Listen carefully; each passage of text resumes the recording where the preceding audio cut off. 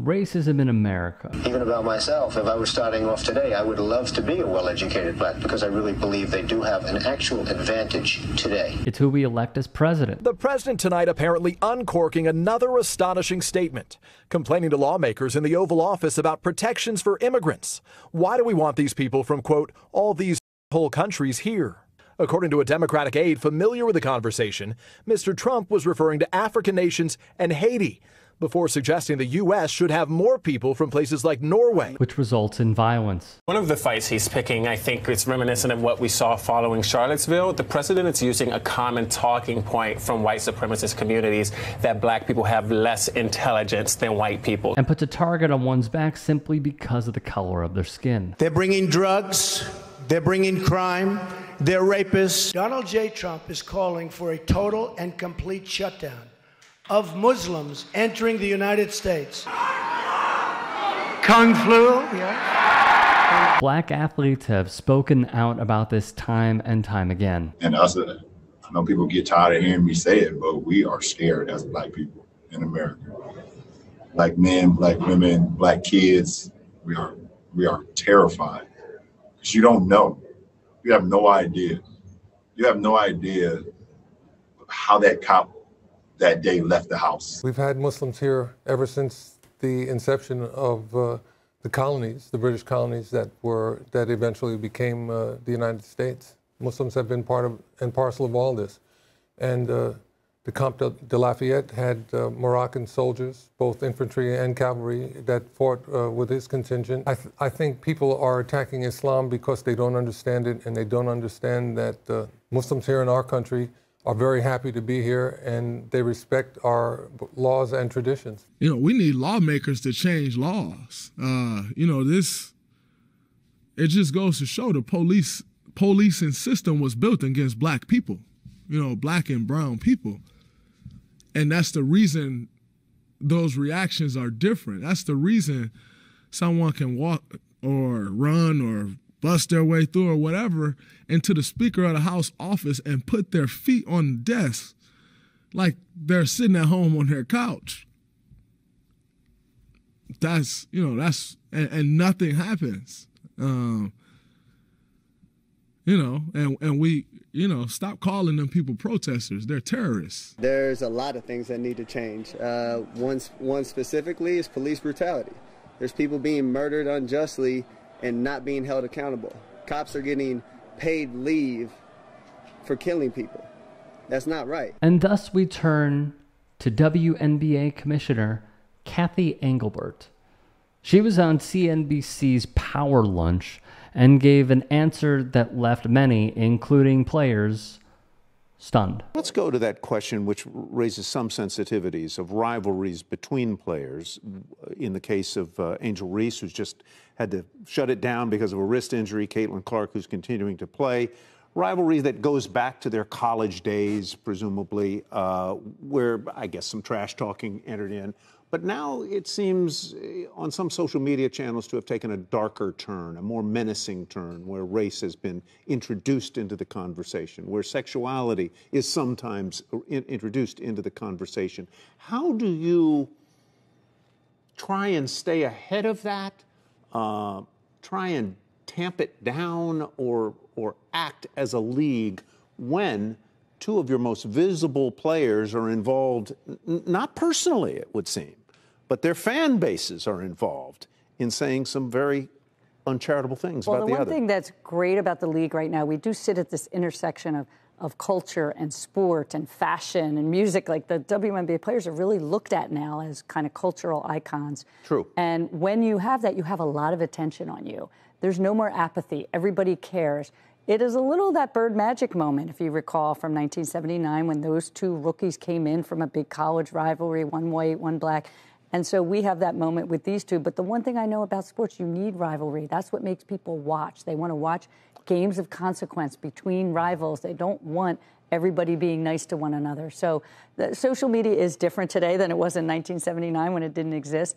But, you know, I always tell the players, you know, I was told a long time ago, if someone's typing something in and you wouldn't ask their advice, ignore it. So it's a balance, but certainly from a marketing dollars, but corporate partners are stepping up to endorse these players much more so than they were 5 years ago, because they see the benefit of having women and diverse women representing their brand. To understand how incredibly messed up this answer was, let's turn to WNBA great Briana Stewart, who told the media after the Liberty's 105-91 win against the Dallas Wings the following. Like, to be honest, I saw the interview today and then have been in talks with Terry at the WBPA. I think that it's kind of disappointing to hear because, you know, the way that the fans have surged, and especially behind Caitlin and Angel coming to this league, but also bringing like a race aspect to a different level. And,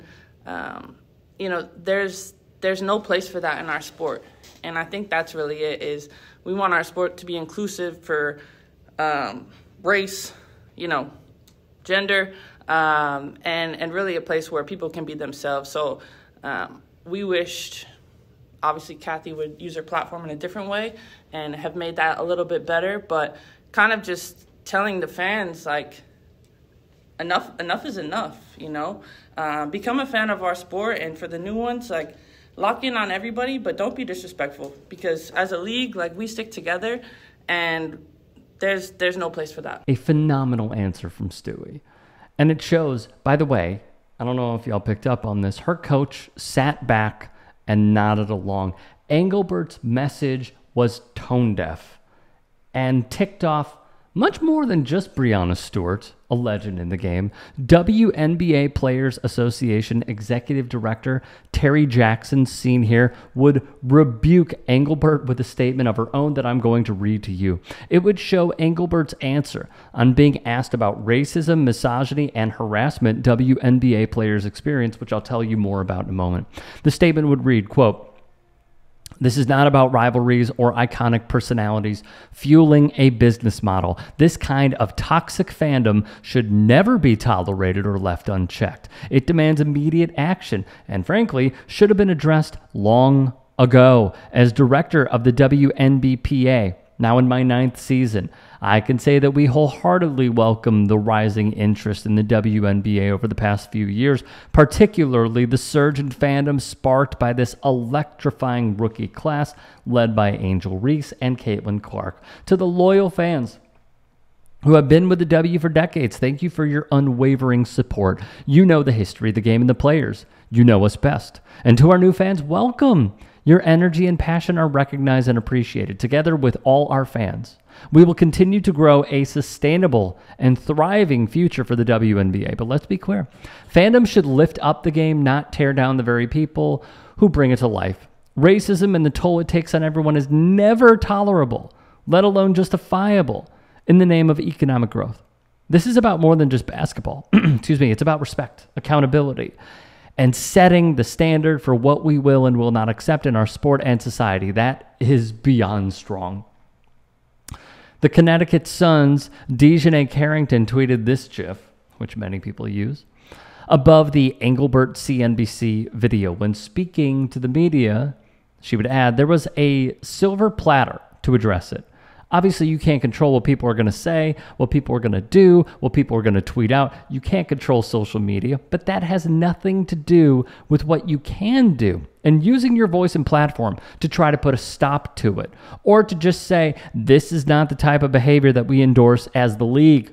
And as the commissioner, who has probably 90% black people or people who identify as black in some way, shape, or form in the league, I think it was kind of eye-opening because the things that we have all experienced this season have been pretty sickening. Again, I'm going to tell you what some have experienced this season in a sec. Queen Egbo of the Aces also took to Twitter and wrote, it's like, no way she said that, but she did. Brianna Turner, Reese's teammate with the Chicago Sky, would add, quote, I stand against all forms of discrimination, hatred, and bias, especially in reference to sports. The intersection of racism in sports should always be rejected. No platform is too big or too small to stand for the right thing. No excuses. Now, Engelbert saw that she was getting absolutely crushed, and she attempted to play cleanup, tweeting this. During a recent media interview, I was asked about the dark side of social media and online conversations about WNBA rivalries and race. To be clear, there's absolutely no place for hate or racism of any kind in the WNBA or anywhere else. It's also really important to know just how big and bad and disastrous of a flub this was when your workforce, a majority of it, is going against you publicly to condemn what you said. As for those examples, we don't have to go back very far to when Angel Reese voiced that she doesn't believe Caitlin Clark has any hatred toward her, nor does she have any hatred toward Clark. She did acknowledge feeling a lack of respect by some of her supporters, though.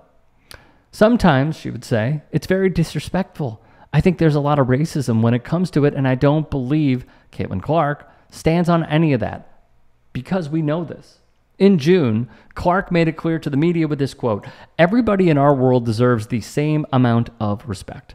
The women in our league deserve the same amount of respect. So people should not be using my name to push those agendas."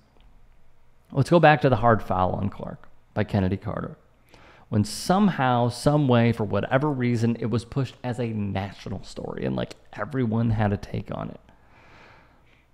So that happened, right? Carter, who committed the hard foul, recalled when one fan labeled her, and I quote, a ghetto blank B word. From Yahoo, Diamond DeShields shared a post of someone saying they hoped her spinal tumor would come back. There is a cause and effect here, and many of the players suffered that effect in real time. To give an idea how far this thing reached, politicians, athletes, media personalities, and even editorial boards weighed in on this debate. Las Vegas Aces player Alicia Clark despised Engelbert's comments as well. It's taken a darker turn in terms of the types of comments and the vitriol that's coming through to the players, and it's not okay. I wish the commissioner would have just said that. It's not okay. At the end of the day, when we take these uniforms off, we're human beings. And that doesn't mean because we're athletes, we are automatically just allowed to be subjected to those types of comments and hate. And so I think there was a real missed opportunity to shut that down and just be like, we don't condone any of that. Kelsey Plum would put it as simple as this. It's pretty clear there's a difference between rivalries and racism. Big difference. Yeah, there is. When someone asks you, how do you feel not only over the renewed interest in your league and the additional interest in your league and stadiums, arenas selling out, viewership being up, but it comes at a cost of the players suffering from racism and misogyny. And your answer, not even as a sports consumer, not even as a fan, not even as a team employee, but the commissioner of the WNBA is, well, you know, what can I say? Part of the product. That's insane. To then equate, to not even address it, and then to say, well, you know, revenue's up. It shows, no matter what, those that are on that side of the aisle, which is just an unbelievably high pedestal in society. It's below the billionaire class, but you work for them, who control these teams, no matter the sport. To go to, well, rivalries are great, aren't they? Insane. Insane. Would it surprise me if Engelbert were to no longer be commissioner in some time? I don't know how long that would be. But would it shock me because of this? No, it would not. Because it shows once again where the priorities lie when it comes to big-time sports. It's not about the players' well-being. It is not about the players' safety. It is not about the vitriol and racism and misogyny that they suffer. It is, in Stephen A's words, how he broke into media as a whole, it's about the money. If you can and are willing, please become a paid member here at TYT Sports. and or go to tyt.com/join. In addition, you can follow me on Twitter, Instagram, and TikTok. Appreciate it. Have a great day.